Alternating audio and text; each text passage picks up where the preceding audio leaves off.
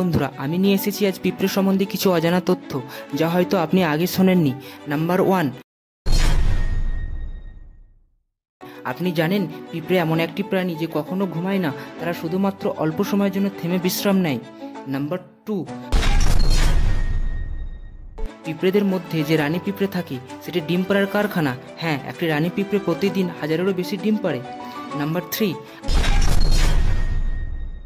আপনি এটি জানলে অবাক হবেন, কিছু প্রজাতির পিঁপড়েদের তাদের মৃতদেহ সৎকার করে।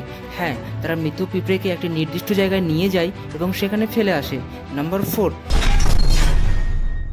পিঁপড়ের দৃষ্টিশক্তি অনেক দুর্বল হয়, তাই তারা গন্ধ ও স্পর্শ দিয়ে পথ খুঁজে নেয়।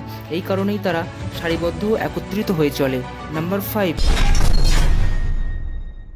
আপনি জানেন কি পিঁপড়েদের ফুসফুস নেই, তারা তাদের শরীরের ছোট ছোট ছিদ্রের মাধ্যমে শ্বাস প্রশ্বাস নেয়। নাম্বার 6, পিঁপড়েরা এতটাই শক্তিশালী হয় যে একটি পিঁপড়া তার ওজনের 100 গুণ পর্যন্ত ভার তুলতে ও বহন করতে পারে। নাম্বার 7, আপনি শুনলে অবাক হবেন, কিছু পিঁপড়ে এখনও দাস প্রথা চালায়। কিছু প্রজাতির পিঁপড়া অন্য প্রজাতির পিঁপড়াকে তুলে নিয়ে আসে আর তাদের দাস হিসাবে কাজ করায়। নাম্বার 8, পিঁপড়ারা পানিতে ভাসতে পারে। পিঁপড়ারা সবাই মিলে একত্রিত হয়ে একটি দল তৈরি করে পানিতে ভাসে এবং বন্যার সময় এক জায়গা থেকে অন্য জায়গায় যেতে পারে। নাম্বার 9, জানেন কি পিঁপড়ারা দুটি পেট থাকে, একটি তাদের নিজের খাবার জন্য এবং অন্যটি তাদের কলোনির পিঁপড়েদের খাবার সংগ্রহ করার জন্য। নাম্বার 10,